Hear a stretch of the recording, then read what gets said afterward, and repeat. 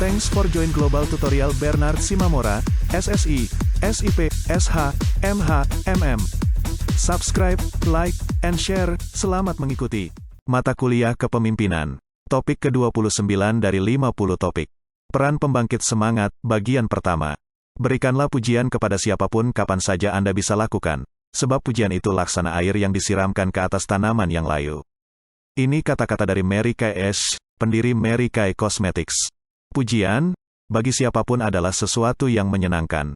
Dalam dunia kerja, pujian atasan kepada bawahan, pujian dari sesama teman adalah sesuatu yang penting karena akan dapat menumbuhkan rasa bangga terhadap pekerjaan dan terhadap organisasi yang pada akhirnya dapat membangkitkan produktivitas kerja anggota organisasi dan organisasi secara keseluruhan. Seorang pemimpin harus mampu mendorong produktivitas organisasi melalui pujian. Contoh ilustrasi, Omi, seorang karyawan perusahaan jasa cleaning service, yang ditempatkan di sebuah rumah sakit. Tugas dia adalah membersihkan kamar-kamar lebih kurang sama dengan Olga. Rumah sakit ini menyediakan peralatan kerja yang bagus dan bersih. Atasannya secara berkala mendatanginya untuk memberikan pujian dan bimbingan dengan cara yang sangat simpatik, menepuk-nepuk bahunya, memberikan senyuman yang hangat. Omi sangat bangga dan senang dengan pekerjaannya. Perhatian yang diterimanya dipandangnya sebagai penghargaan dan pujian yang sangat menyenangkan. Prestasi kerjanya meningkat pesat, dan dalam waktu dekat dia akan dipromosikan menduduki jabatan yang baik. Ilustrasi di atas memberikan gambaran betapa pujian atasan dapat memberikan manfaat yang besar bagi peningkatan rasa bangga, semangat kerja, dan produktivitas. Ternyata juga walaupun seseorang bekerja di suatu tempat yang terkenal, belum tentu dia menjadi bangga dan merasa senang jika dalam melaksanakan pekerjaannya tak pernah ada pujian yang diberikan atas hasil kerja yang dicapainya. Sebaliknya, walaupun tempat kerja seseorang tidak begitu terkenal, tetapi suasana kerja dan kepemimpinan di situ enak, pujian, dan sapaan menjadi hal yang selalu tampil dalam hari-hari kerja, maka pekerja akan merasa bangga, bekerja dengan penuh semangat, dan senang hati sehingga produktivitas kerjanya meningkat. Pujian dapat dilakukan dalam beberapa bentuk, antara lain, 1. Penghargaan, atau recognition, seperti ucapan terima kasih secara individual maupun di depan publik, ungkapan rasa bangga, pemberian penghargaan dalam bentuk surat penghargaan, dan sebagainya. 2. Insentif, termasuk di dalamnya gaji, promosi, rekreasi, keanggotaan dalam hip klub profesi maupun olahraga, cuti yang dibayar, dan sebagainya. Penghargaan, atau recognition, salah satu cara yang paling murah tapi efektif dalam meningkatkan motivasi kerja dan kinerja adalah memberikan penghargaan kepada setiap hasil kerja atau prestasi yang dicapai oleh karyawan. Penghargaan ini akan lebih efektif jika disampaikan secara terbuka di depan publik. Penghargaan yang diberikan secara individual dan tertutup bisa ditanggapi secara subjektif oleh karyawan yang menerima penghargaan maupun karyawan lain yang tidak menerima penghargaan. Komentar atau tanggapan bernada sinis atau negatif bisa saja muncul, baik kepada pemberi penghargaan atau pimpinan maupun yang diberi penghargaan atau karyawan. Pemberian penghargaan berbeda dengan bentuk-bentuk pujian yang lain.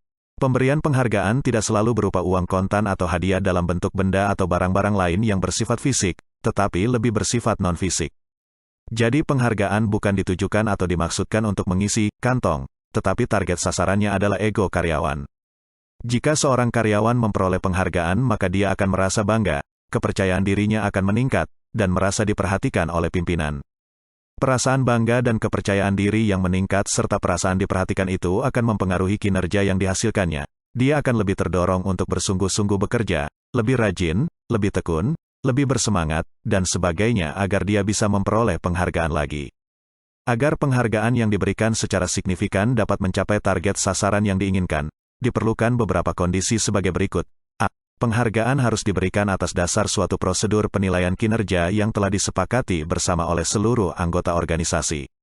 Penghargaan yang diberikan tanpa melalui prosedur yang disepakati hendaknya tidak dilakukan karena akan mengganggu kesepakatan yang ada. B. Penghargaan harus berasal dari otoritas atau pimpinan atau senior yang dihormati dalam organisasi.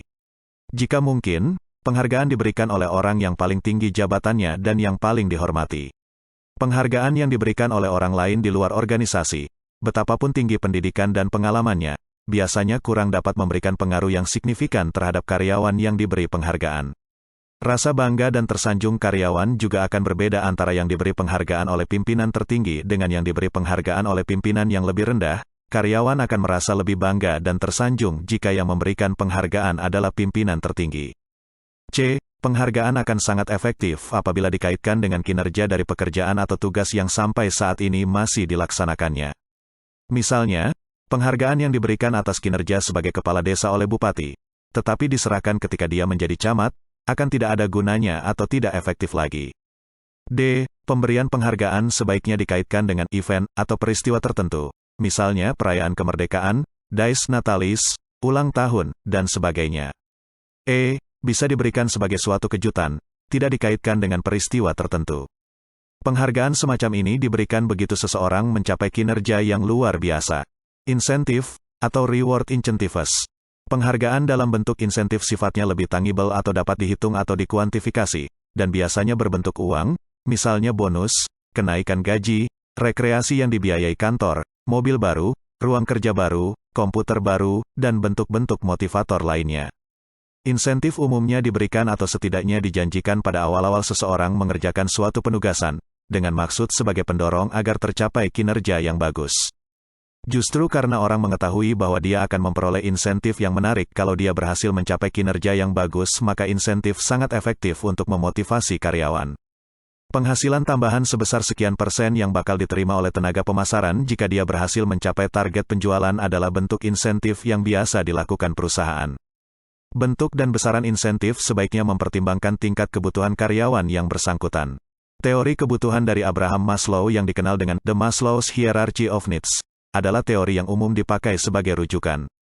Teori ini dapat dipergunakan oleh pimpinan untuk mengevaluasi tingkat kebutuhan karyawannya dan kemudian membuat perencanaan insentif yang tepat.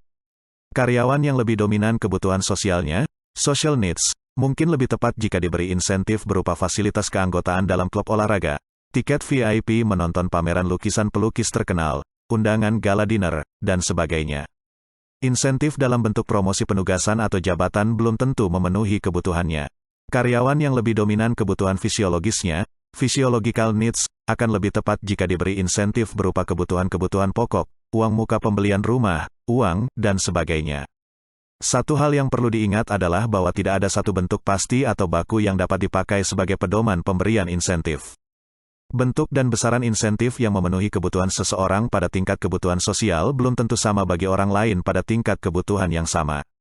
Kenyataan bahwa gaji yang besar dinilai paling tinggi oleh pimpinan, tetapi yang dinilai tertinggi oleh bawahan justru apresiasi terhadap hasil kerja, menunjukkan bahwa uang bukanlah sesuatu yang paling berharga. Hasil ini juga menganjurkan kepada pimpinan agar dalam menghargai orang tidak semata-mata diberikan dalam bentuk uang. Oleh karena itu, sangat penting mengetahui tingkat kebutuhan masing-masing orang yang akan diberi insentif agar tujuan pemberian insentif dapat tercapai. Selain itu, hal lain yang juga perlu diperhatikan dalam pemberian insentif adalah keadilan. Insentif harus diberikan secara adil, artinya besaran dan bentuk insentif yang diberikan harus dikaitkan dengan kuantitas dan kualitas pekerjaan yang terukur sehingga setiap orang yang mencapai hasil kerja yang sama akan dapat memperoleh insentif yang sama. Pemberian insentif yang adil harus dilakukan karena begitu orang menerima insentif maka dia akan bercerita atau ditanya teman-temannya dan akan dibandingkan dengan insentif yang pernah diterima oleh yang lainnya. Jika insentifnya tidak adil maka akan dapat menimbulkan keresahan yang dapat memicu munculnya masalah besar di kemudian hari.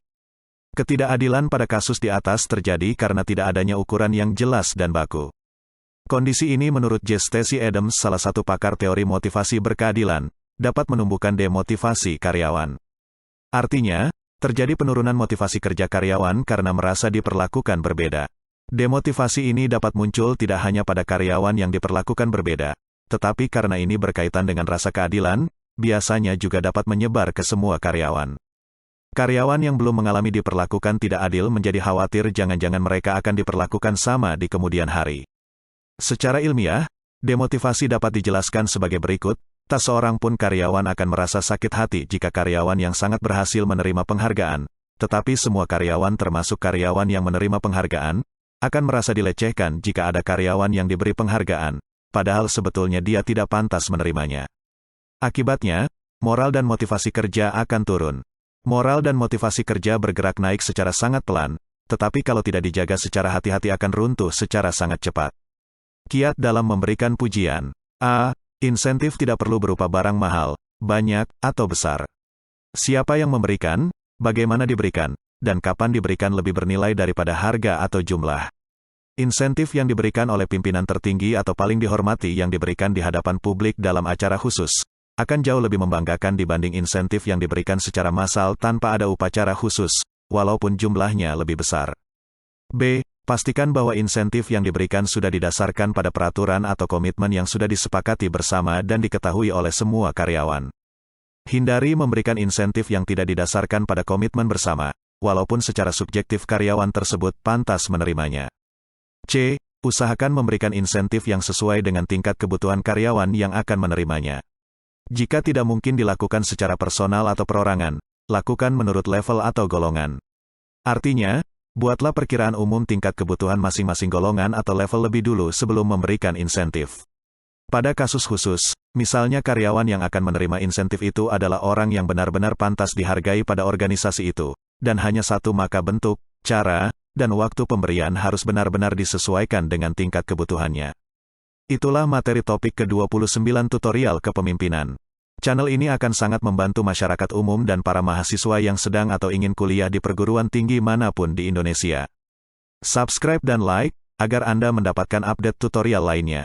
Bagikan juga link video ini, agar teman lain juga mendapatkan manfaat channel ini.